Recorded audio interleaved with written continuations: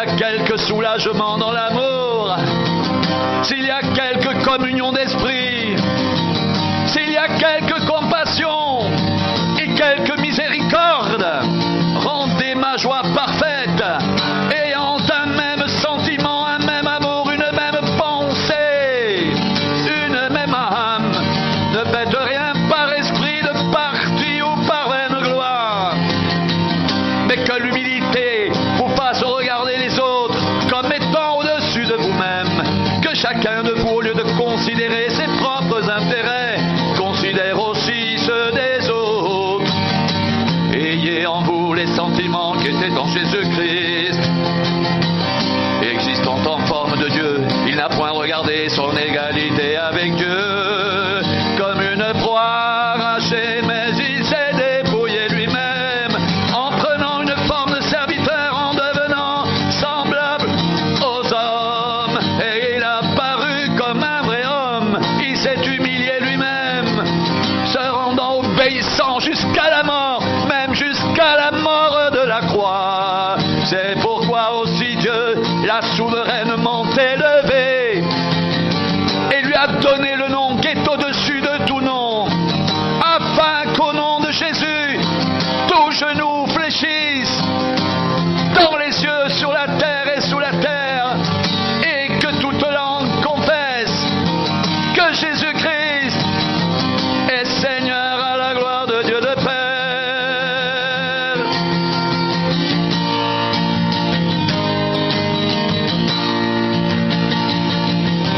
Si donc il y a quelque consolation en Christ, s'il y a quelque soulagement dans l'amour, s'il y a quelque communion d'esprit, s'il y a quelque compassion et quelque miséricorde, rendez ma joie parfaite, ayant un même sentiment, un même amour, une même âme, une même pensée. Ne faites rien par esprit de parti ou par vaine gloire, mais que l'humilité vous fasse regarder les autres comme étant au-dessus de vous-même.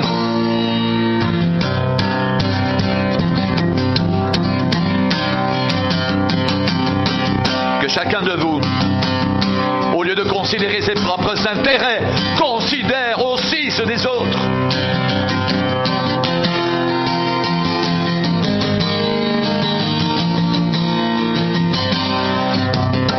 Ayez en vous les sentiments qui étaient en Jésus-Christ.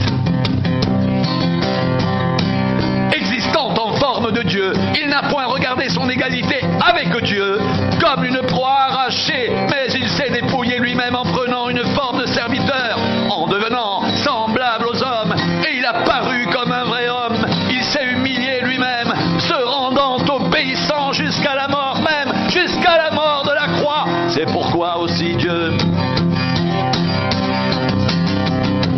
l'a souverainement élevé et lui a donné le nom qui est au-dessus de tout nom, afin qu'au nom de Jésus, tout genou fléchisse dans les cieux, sur la terre et sous la terre,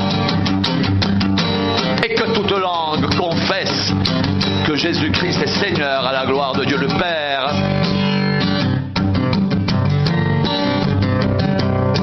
Ainsi, mes bien-aimés, comme vous avez toujours obéi, mettez en œuvre votre salut avec crainte et tremblement, non seulement comme en ma présence, mais bien plus encore maintenant que je suis absent, car c'est Dieu qui produit en vous le vouloir et le faire selon son bon plaisir. Faites toutes choses sans murmure ni hésitation, afin que vous soyez irréprochables et purs, des enfants de Dieu irréprochables au milieu d'une génération perverse et corrompue, parmi laquelle vous brillez comme des flambeaux dans le monde, portant la parole de vie. Et je pourrais me glorifier au jour de Christ de n'avoir pas couru en vain ni travaillé en vain. Et même si je sers de libation pour le sacrifice et pour le service de votre foi, je m'en réjouis et je me réjouis avec vous.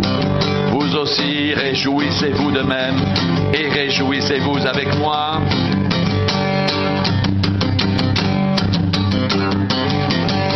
Conduisez-vous d'une manière digne de l'évangile de Christ, afin que soit que je vienne vous voir soit que je reste absent. J'entends de dire de vous que vous demeurez ferme dans un même esprit, combattant d'une même âme pour la foi de l'Évangile, sans vous laisser aucunement effrayer par les adversaires, ce qui est pour eux une preuve de perdition, mais pour vous de salut. Et cela vient de Dieu. Car il vous a été fait la grâce par rapport à Christ, non seulement de croire en lui, mais encore de souffrir pour lui en soutenant le même combat que vous m'avez vu soutenir et que vous apprenez maintenant que je soutiens encore.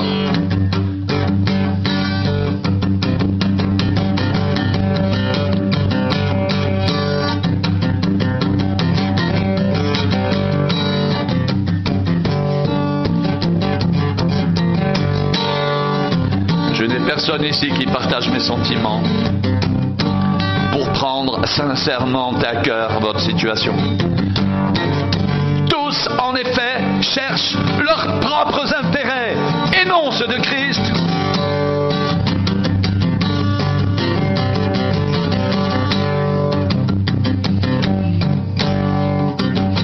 Que chacun de vous, au lieu de considérer ses propres intérêts, considère aussi ceux des autres.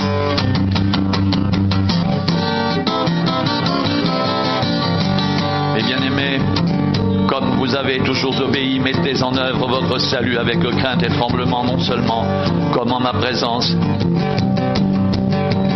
mais bien plus encore maintenant que je suis absent. Car c'est Dieu qui produit en vous le vouloir et le faire selon son bon plaisir. Faites toutes choses sans murmure ni hésitation, afin que vous soyez irréprochables et purs,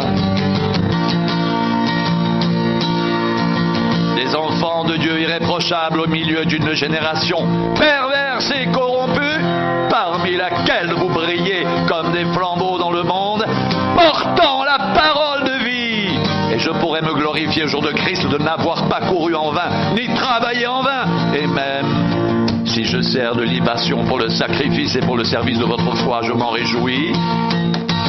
Et je me réjouis avec vous tous. Vous aussi, réjouissez-vous de même et réjouissez-vous avec moi.